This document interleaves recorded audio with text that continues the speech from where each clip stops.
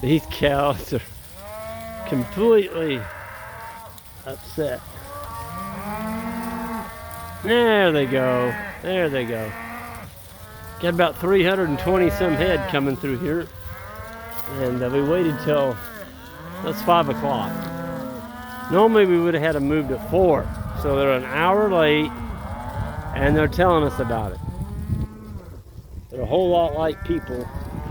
When you break their normal routine, they're like, well, what's up, Doc? I'm gonna get out here in the road because I don't want somebody coming down that hill. Woo! Yeah! There's a little guy. There you go. I mean, they come boiling. I was in the lead. I barely had time to get that ribbon up. They came down that first hill over there. They look like they're doing 30 miles an hour. But we're trying to get in position for deer season, which opens in 5 days. We want to get him to an area where there's no hunting. It's open, there's not a lot of timber around. I shouldn't say there's no hunting, but there's less hunting and less likely that the animals will be in sight of somebody, you know, shooting at a deer. So we're moving them over to docks, and tonight we're going halfway, so we're going to go about a half a mile, and then in the morning we'll take them the other half to 3/4 of a mile over to docks. Boy, the cattle are just so robust.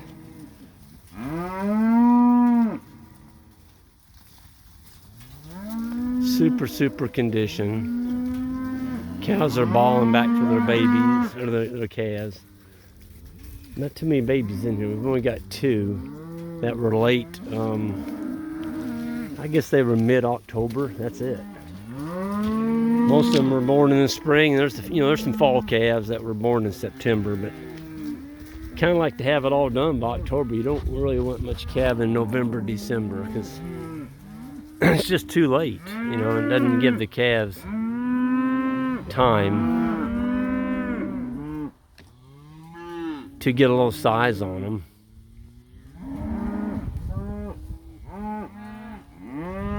Before the cold weather hits.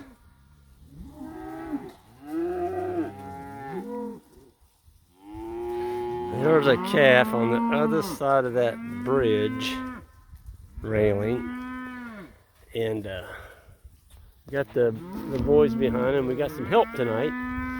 There's Isaac's family came in from Michigan over the weekend, and they're at the very back.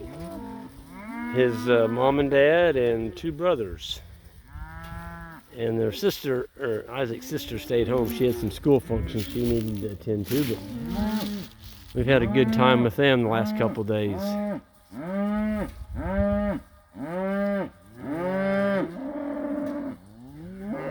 That little calf is not in a good place. He's on the back side of that railing. I don't know how he got over there. Okay, Isaac's gonna untie that ribbon, I can see. And then his dad, no, that's Ben. I'm sorry, Ben, that's Connor. Connor's gonna push him back the other direction. The mother's right there. That's good. There he goes. I tell you what, you can't put a price on young men that kind of know how to handle, they do know how to handle livestock. See, they're just little bit by bit. There he goes. He's around the corner, and it's all good. There's a saying in livestock, folks. It goes like this: when you're working livestock, handling them, if you want to get done quick, work them slow.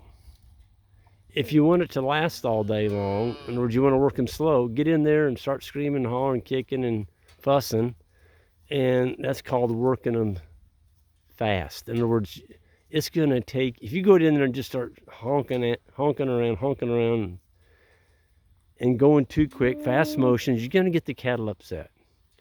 And then they're going to be impossible to work. They don't listen to you anymore. All they're doing is reacting, and they're running through you, they're running around you, they're kicking, they're upset. Don't let your animals get to that kind of, temperament. That's you. You did that. Animals don't do that normally. They're easygoing. They want to get along easy. But sometimes we get a little bit in a hurry. And when you get in a hurry, that's what I'm talking about. Just back off. Give them one step. I see people who get to the gate, like let's just say this is the gate, which it is a gate. And you get an animal up to that gate, and he stops. And he's looking back at you, and he's looking at the gate. You really need to take 1 or 2 steps back. And here comes a car. If you'll take 1 or 2 steps back, that calf or cow, it'll find that gate. It's like, oh, there it is. But as long as you're putting pressure on it, I gotta get all this stuff out of the way. That car's not gonna understand me shooting a video.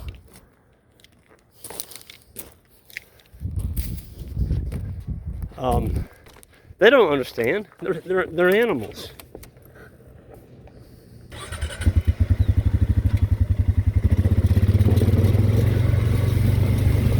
And we like to act like they're humans. In other words, why didn't they do that?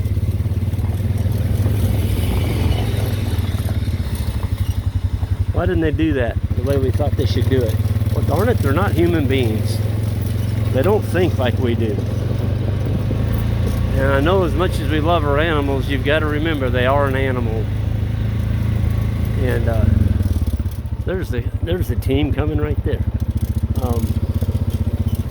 You just got to respect the fact that they're animals. They're not human beings, and that's something that is a fact. A lot of people think that it's just awful that you have animals, and you shouldn't have animals. You shouldn't have animals, and I mean these people are just absolutely out of this earth. I mean human beings have been existing and living off of animals for thousands of years, and now in 2021 it's bad to have an animal. What the heck's going on? They need to get a little smelling salt in their nose and wake up to reality. Animals are part of the whole cycle. Without animals, you can't grow anything. You can't heal the land. You got to have animals. You take animals off of this, all it does is turn to brush, and it'll never grow any food ever again to feed humanity. You've got to have them. You've got to have that trampling, the manure, the defecation, the trampling, and then rest. You got to leave it. That's what buffalo did for thousands of years. So, yeah, animals, they're awesome. It's a natural cycle, and I really encourage anybody that is on the fence about it, you need to go visit somebody that's doing it like this. This regenerative agriculture, folks, it is the head, it's the leading edge, it's where it's headed at, and right now you still have time to get on that train and do things the right way.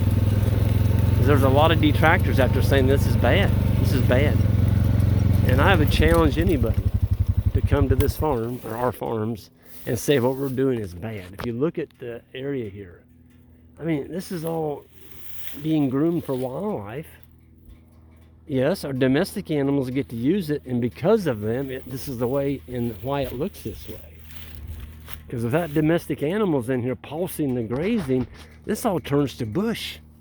It doesn't intercept sunlight anymore. It doesn't grow any food. You can't grow food in that right there. There's nothing over there to eat. The canopy's so thick that there's nothing but dry leaves on the ground over there. Here, there's grass. Something that'll grow food for humanity. Healthy food, by the way. It's not a feedlot.